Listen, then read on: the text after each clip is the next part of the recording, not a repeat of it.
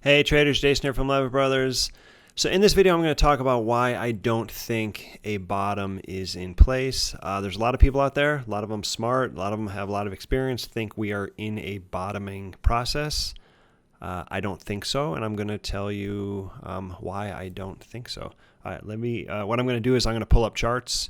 I'm going to look at bottoms going back to late 90s, dot-com, financial crisis, etc., etc. I'm going to show you numerous bottoms over the last 25 years to show you what they have in common and then compare it to what we have today in order to make my case that we probably don't have a bottom in place. All right, let's get to the charts. All right, so these first two charts I grabbed off Twitter from a guy named Grant Hawkridge. The only reason I did that is because I didn't have access to the data prior to like 2003. So the first two charts here are his, and then the rest of them are my creation. All right, so what we have here is we have the S&P 500 in 1998 and 99. Okay, so in 1998 we had, as you can see here, the market came down. You see we have an oversold low. Okay, so big move down. This is a weekly chart, so we have like several big down weeks in a row. We have a huge spike in net new highs. So net new highs are going to be like new highs minus new lows. So when new lows are outnumbering new highs, we're going to get values below zero. So when you get a big spike, that just means a lot of stocks are making new lows and very few, if any, are making new highs. Okay, so we have the market goes down, a huge spike in new lows. Market then bounces back up and then comes back down and tests that previous low at a later date. And during that test, you have a contraction in new lows. So less new lows, meaning so there are some stocks, not a ton, but there are some stocks holding their lows instead of falling to new lows. That is a positive divergence. That's a great sign. And then the market moves up. It takes out the previous high, this being the previous high between the two humps, takes out that previous high, pauses for several weeks, and then continues up. Okay, so this is a typical, as you're going to see in a minute, as I go through some more of these bottoms, this is a typical bottom. You get a double bottom, and you get a reduction or contraction in new lows between the two bottoms. That tells you that the second low comes with less force, less energy. Bears are losing control a little bit, and that sets the stage for a bottom. All right, now let's move on. So here is the 2002-2003 time frame. This is the fallout from the dot-com bubble. So here we have an oversold low. You can see how stocks just like plunged here.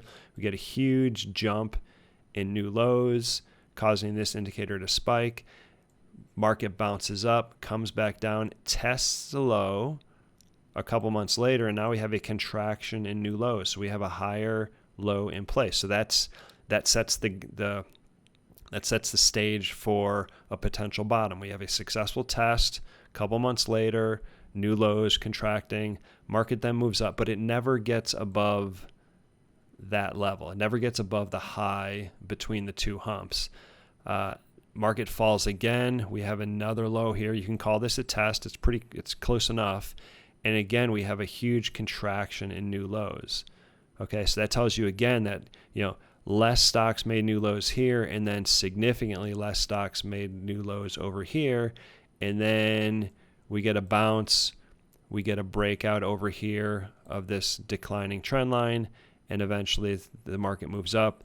Eventually it comes up here and takes out that level, and then it continues on from there. Okay, so there were two different criteria that are needed here. One is we have a retest, and then during the retest we need a contraction in new lows, and then the last component is we need to actually move up enough and take out the high and kind of break out to continue in order to end the downtrend and start an uptrend. All right, let's move on to the next time frame. So here's 2008, 2009. So this is fallout from the financial crisis. You can see weekly chart here. We got boom, boom, boom. We have three big down weeks in a row. So we have a huge oversold candle there, which coincides with that huge jump in new lows there. Then the market moves up, comes down, tests the low. In fact, it takes out the low by quite a big amount. There's a contraction in new lows here, so we got a positive divergence. We got lower low here, positive divergence here. Market then bounces up. If it could bounce up to like here and hold those gains, then perhaps we have a low in place. But in this case, it simply came up, got rejected, and then fell to another lower low several months later. So there's your lower low, and we have a contraction in new lows among individual stocks. So that's another positive divergence. Market comes up, kind of bases for several. It's a weekly chart, so this is several weeks, about 2 months, and it finally breaks out to a new high and then trends up. Okay, so we need a test of the low and a contraction of new lows, and then we need a breakout. We need a higher high, which didn't happen over here, but did eventually happen over there. Okay, that's the anatomy of a bottom. All right, let's move on to the next time period. So here is 2000. Oops, that's missed typo over there. This is 2011, 2012. Okay, so we have stock was moving not stock, but the entire market was moving sideways here. As you can see there, it breaks down. We have 4 huge down weeks in a row. We have a huge spike in new lows. Okay, so there's your low, huge spike in new lows. Market bounces up, comes back down, tests the low over here, undercuts it, and then bounces, tests the low, and we have a contraction in new lows over here. So there's your positive divergence, lower low here, higher low there. Then we come up, and the high of the pattern, we have a breakout over here, and the market moves up. Okay, so that should end the downtrend.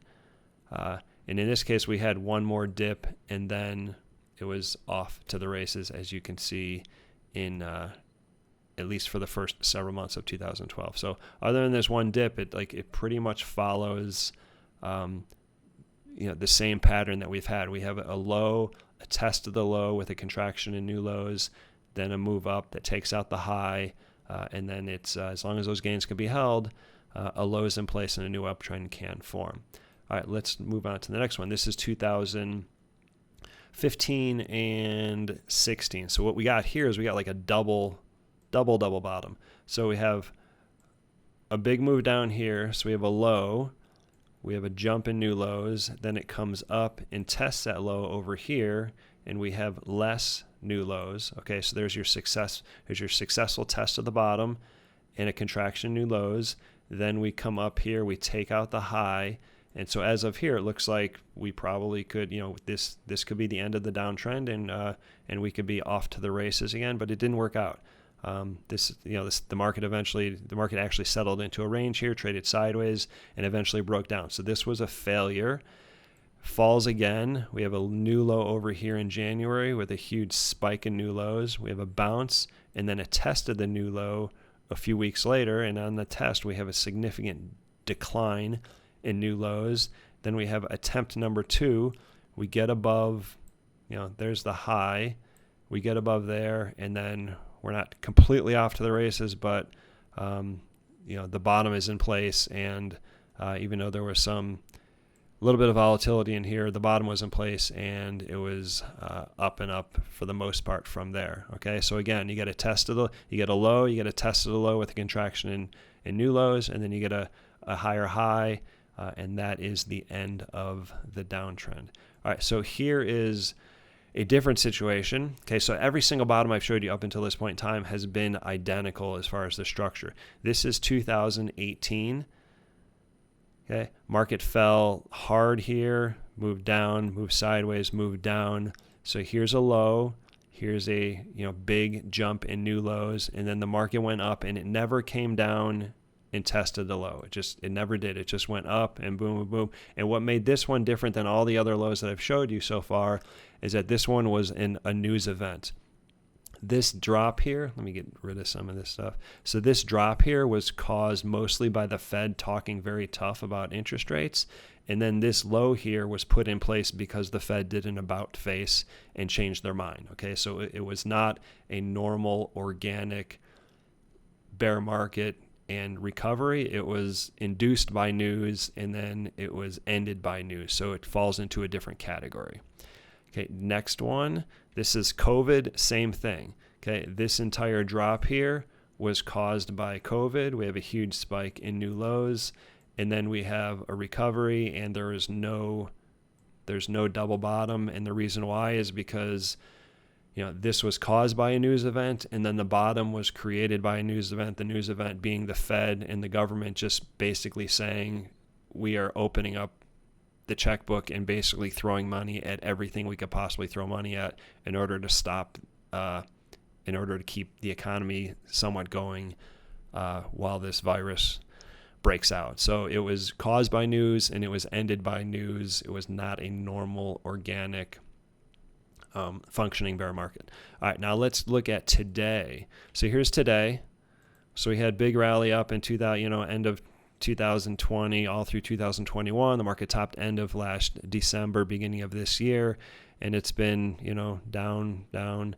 So we have a low here, which you could say, hey, we got a spike in new lows. Then we got a bounce and a test of the low. Okay, so you could argue that, hey, we got to test low, but the problem is we have an increase in new lows here. So I don't consider this to be a low because we have an even bigger spike in new lows. If the spike numbers over here would have been just like smaller bars over here, I don't know if you can see that because I'm on top of the red, such that you can have a positive divergence here, then I'd say, hey, you might have a point. This might be the low. But because we got a spike in new lows, I don't think this is low. I think what we have to do is we have to, best case scenario to me is we have to bounce, come down and test the low, and then during this low, we have to get much smaller prints here of new lows. And then we could say, okay, we got a positive divergence here. We have, a test of the low here. We got a positive divergence over here. And then the stage can be set for that to be the low. To me, that's best case scenario. We could always just kind of like bounce and just crap out. We could just, from the current level, we could just crap out. But to me, best case scenario as a result of this spiking here is we need a successful test and a contraction in new lows. Okay. The only scenario in my eyes that changes this is if the Fed does an about face with their interest rate policy. That would be an event that could change things. But absent the Fed doing some sort of pivot, which I don't expect, I consider the current low to be the first low, and then it's going to have to be tested at some time in the future, and there's no telling if that'll be a successful test. And there's no even if it is a successful test, we then have to move up and take out the high in between the two lows. So a lot of things have to play out. So best case scenario, we retest these lows in a couple months.